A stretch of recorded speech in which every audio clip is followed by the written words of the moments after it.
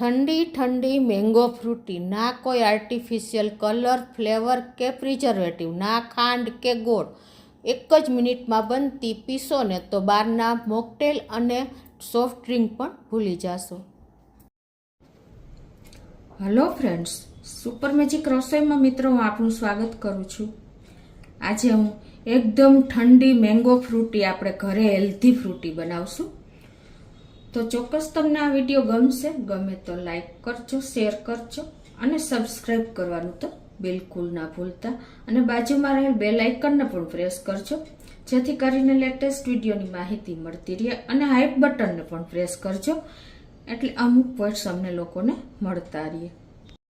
તો મિત્રો, આજે આપણે આ ફ્રૂટી કોઈ પણ જાતના આર્ટિફિશિયલ કલર, ફ્લેવર કે પ્રિઝર્વેટિવ વગર એક જ મિનિટમાં બનતી આપણે આ ફ્રૂટીમાં કોઈ પણ જાતની ખાંડ કે ગોળનો ઉપયોગ કર્યા વગર બનશે।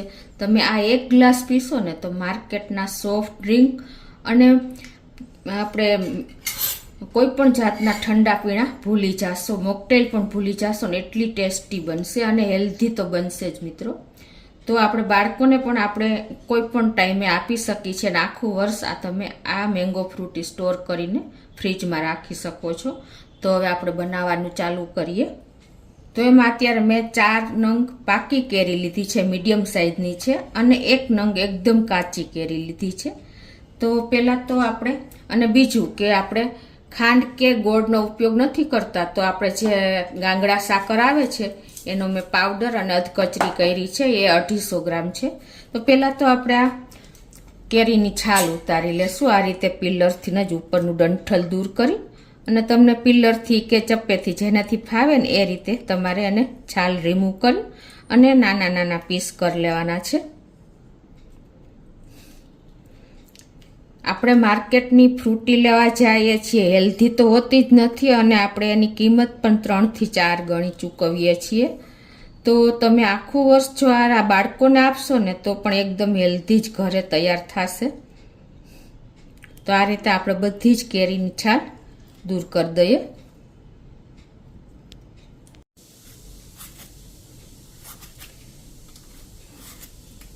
તો આ રીતે જો આપણે કાચી અને પાકી બંને કેરીની છાલ રિમૂવ કરી લીધી છે।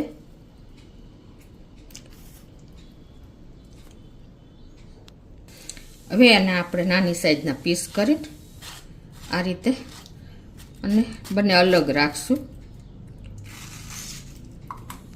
તો એ જ રીતે આપણે કાચી કેરીને પણ અલગ સમારી લઈએ। તો આ રીતે આપણે જો બંને કેરી કાચી પાકી સમારી લીધી છે। હવે આપણે એક મિક્સર જાર લેશું અને એમાં અત્યારે મેં આજે 250 ગ્રામ સાકર લીધી છે, એને નાખી દેશું અને એને આપણે પીસી લેશું।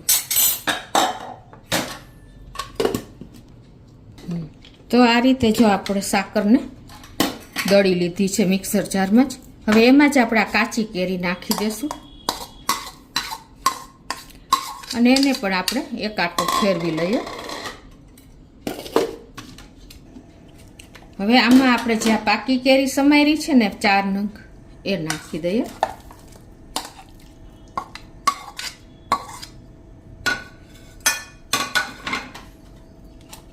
અને એને પણ પીસી લઈએ। તો આ રીતે જો આપણે એકદમ ફાઇન પીસી લીધી છે કેરીને, અને હવે આને આપણે એક પેનમાં નાખી દેશું। અને પેન પણ તમારે એલ્યુમિનિયમ કે નોનસ્ટિક નથી લેવાનું, પિત્તળનું, સ્ટીલનું જ લેવાનું છે, કેમ કે આપણે આને ઉકાળવાની છે। હવે આમાં આપણે 200 ml પાણી નાખી દેવાનું છે। મારા જારમાં નહોતું સમાય એમ એટલે મેં સાથે નથી નાખ્યું, પણ તમે જો પીસવામાં ફાવે ને તો પીસવામાં જ નાખી દેવાનું। તો આ રીતે હું જારમાં નાખીને જ મિક્સ કરીને લઈ લઉં છું અને એને આપણે આ પલ્પમાં સાથે જ નાખી દઈએ।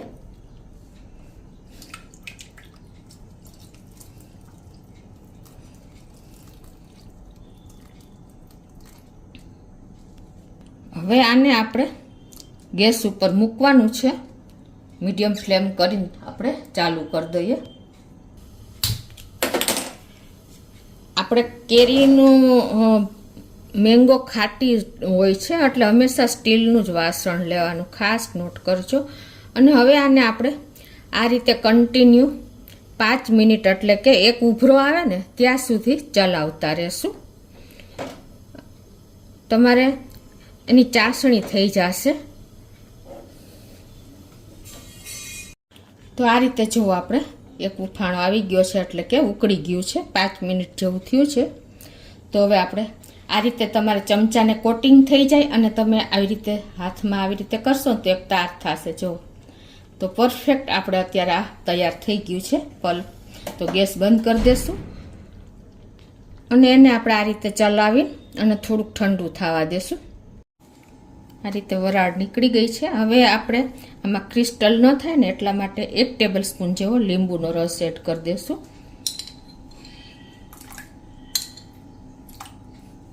અને મિક્સ કરી અને હવે આને આપણે એક ઠંડુ કરી લેશું. કમ્પ્લીટ ઠંડુ થઈને પછી આપણે એને ગાળી લઈએ.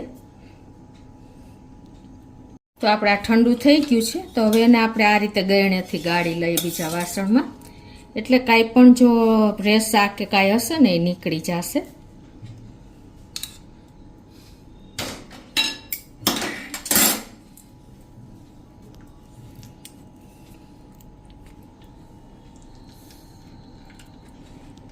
આ રીતે જો આપણે બધો પલ્પને ગાળી લીધો છે. આ રીતે આપણે ગાળીને તૈયાર કરી લીધો છે અને ઠંડુ પણ થઈ ગયું છે. તો આપણે હવે એને કાચની બોટલમાં ભરી લેશું ડાયરેક્ટ જ. આ આપણી મેંગો ફ્રૂટી ઇન્સ્ટન્ટ રેડી થઈ ગઈ છે, કોઈ ટાઈમ પણ નથી લાગ્યો.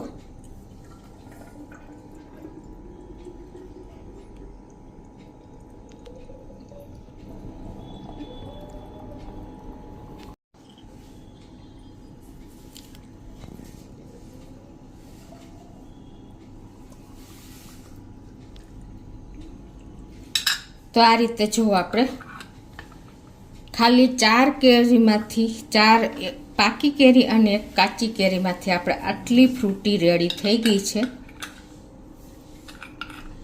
એકદમ જુઓ તમે. હવે આપણે ઠંડી ઠંડી મેંગો ફ્રૂટી પણ બનાવી લઈએ. તો એના માટે અત્યારે હું 3 ગ્લાસ બનાવું છું અને ત્રણેયમાં આપણે પહેલાં આઈસ ક્યુબ નાખી દઈશું. તો 1 ગ્લાસમાં આપણે 1 ટેબલ સ્પૂન જેવું પલ્પ નાખી દેશું.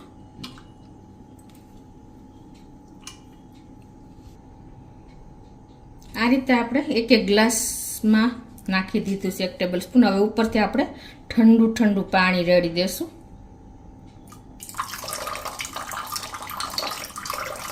તો આ રીતે આપણે એકદમ જો ઠંડી ઠંડી મેંગો ફ્રૂટી રેડી કરી લીધી છે. જોતા જ બાળકો પી જશે, એટલી એકદમ હેલ્ધી અને એકદમ ટેસ્ટી એવી આપણી મેંગો ફ્રૂટી રેડી થઈ ગઈ છે. કોઈ ટાઈમ પણ નથી લાગ્યો મિત્રો. તો તમે ચોક્કસ એક વખત આ રીતે આ ઉનાળાની કેરીની સિઝનમાં ટ્રાય કરજો અને તમને ગમે તો લાઈક કરજો, શેર કરજો અને નવા મિત્રો સબસ્ક્રાઈબ કરવાનું તો બિલકુલ ના ભૂલતા.